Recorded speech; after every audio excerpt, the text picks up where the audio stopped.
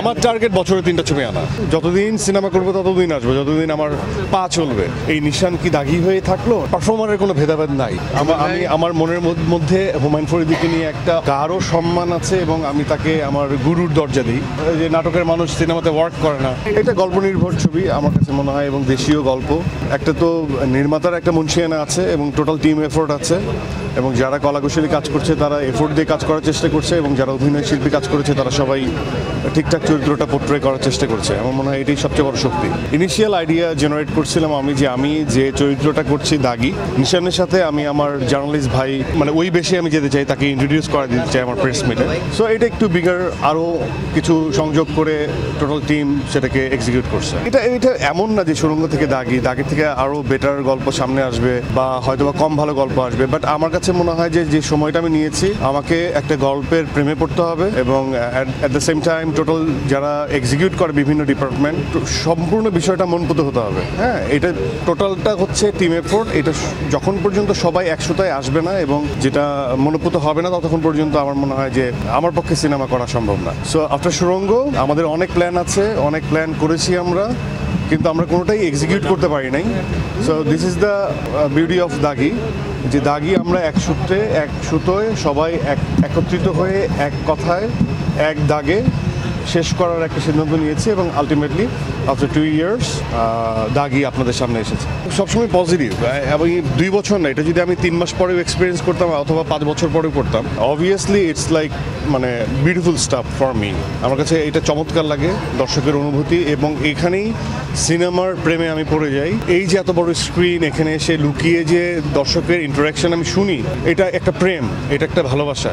এই যে তারা ভালোবেসে যখন রিয়াকশনগুলো দেয় সেটা আমার শুনতে ইচ্ছে করে, সেই জন্য আমি চলে আসি। এবং এই জন্যই আমি বারবার বলছি যে আমি ভবিষ্যতেও আসবো, যতদিন সিনেমা করবো ততদিন আসবো, যতদিন আমার পা চলবে। আমি খুব কাছাকাছি দর্শকের রিয়াকশনগুলো নিতে চাই এবং তাদেরকে থ্যাঙ্কফুলনেসের জায়গাটা আমি তাদেরকে বলতে চাই নিজে। ইটস নট মানে অ্যাবাউট লাইক হচ্ছে আমি বাসায় বসে থাকতে পারছি না বা পারি না, এটা আমার একটা ধরন, বা আমার কাছে এটা একটা দায়িত্ববোধের জায়গা। গল্পটা ভালো, যে রান্নাটা, সেই সরঞ্জামগুলো সব যখন জোগাড় হবে তখনই আসলে রাঁধুনি রাঁধে। সো আমার ক্ষেত্রেও এটাই, যে এটা it's not matter of 2 years, এটা 3 ইয়ার্সও হতে পারতো এবং এটা 1 বছরও হতে পারতো। ওই জায়গার থেকে আমার মনে হয় যে যখন আসে তখন এটা যথার্থ।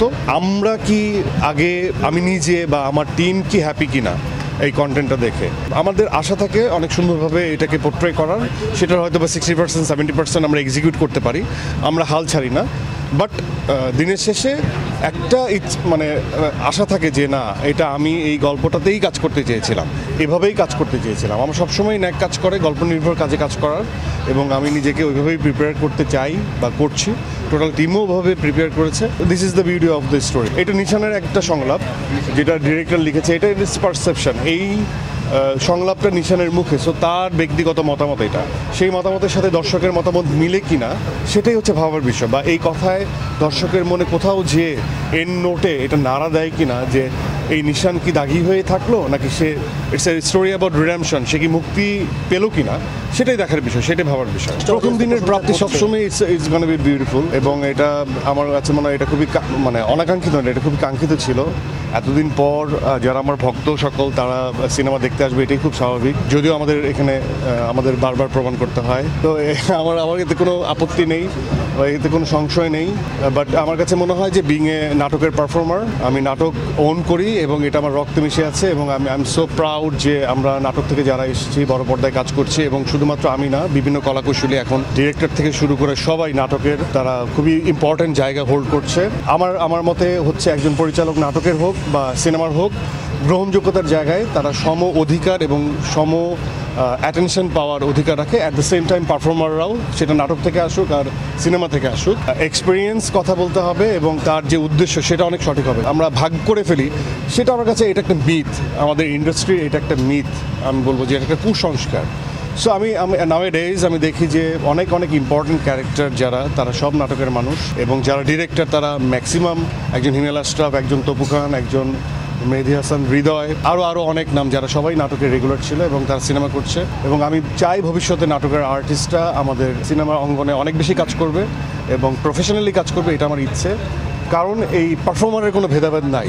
একজন পারফর্মার যে ধান ভাঙে সে স্বর্গে যেও ভাঙতে পারে, কথাটা এরকম আর কি। আমার কাছে মনে হয় যে উনি সর্বমাধ্যমেই অনেক পারফেক্টলি নিজেকে এন্ডোর্স করছেন।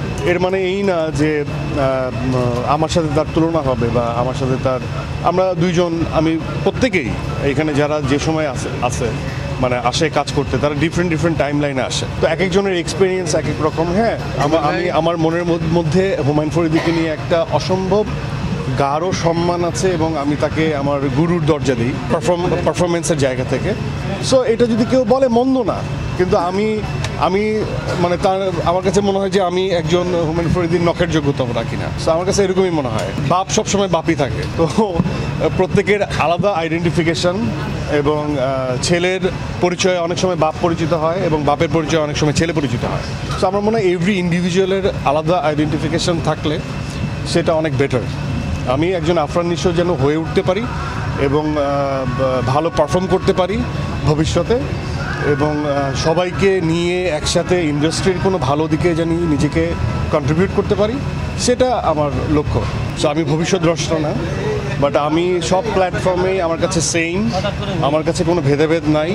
আমি যেখানেই কাজ করব, কন্টেন্ট নিয়ে কাজ করব, আমি আমার অভিনয়ে যেখানে যে ইমেজ, যেখানে যে অ্যারেঞ্জমেন্ট, সেভাবেই আমাকে কাজ করতে হবে। সো আমার কোনো প্ল্যাটফর্মের প্রতি আমার কোনো দ্বিমত নেই। হ্যাঁ, যখন একটা মানুষ একটা প্ল্যাটফর্মে কাজ করে তখন হয়তোবা অন্য প্ল্যাটফর্মে কাজ সে সময় করা যায় না।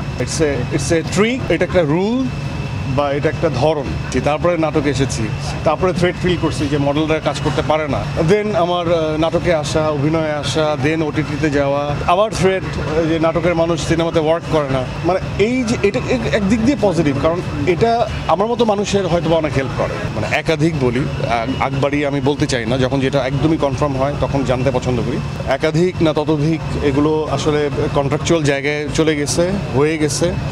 এখন ওগুলো নিয়ে গবেষণাও অনেক দূর এগিয়ে গেছে। সো আমি খুব এবার হয়তো বা এত বেশি সময় হবে না, এবার খুব আর্লি চলে আসবে। রুখে না যে, এটা সবার ক্ষেত্রে, এটা আমার ক্ষেত্রে, আমি বলবো এটা সিএমের ক্ষেত্রেও, যারা সলো কাস্টিং, এই মোশাররফ ভাইয়ের চক্কর আসছে, আমি বলবো মোশাররফ ভাইয়েরও অনেক বেশি নিজেকে ফিল্মে এন্ডোর্স করা উচিত, ডিফারেন্ট গল্প নিয়ে আসা উচিত। এরকমও হতে পারে যে একই ফেস্টিভে দুটো ছবি রিলিজ হচ্ছে, কারণ আমার কাছে মনে হচ্ছে যে ইন্ডাস্ট্রিতে বাঁচিয়ে রাখার জন্য 5 জন প্রডিউসারের যেমন দরকার, 5 জন হিরোর দরকার, 5 জন ডিরেক্টরের দরকার। 5 জন প্রোটাগনিস্ট যদি থাকে এবং 5টা জুটিও যদি থাকে, তার সাথে যদি আমি ফিমেল অ্যাক্ট্রেসের কথাও বলি, তো এক একজনের তো 3টা করে হলে 15টা ছবি, কিন্তু সেই অনুপাতে কিন্তু আমাদের দর্শকরা সেই অনুপাতে ভালো ছবি বা সুন্দর ছবি বা সেই আমেজের ছবি পাচ্ছে না।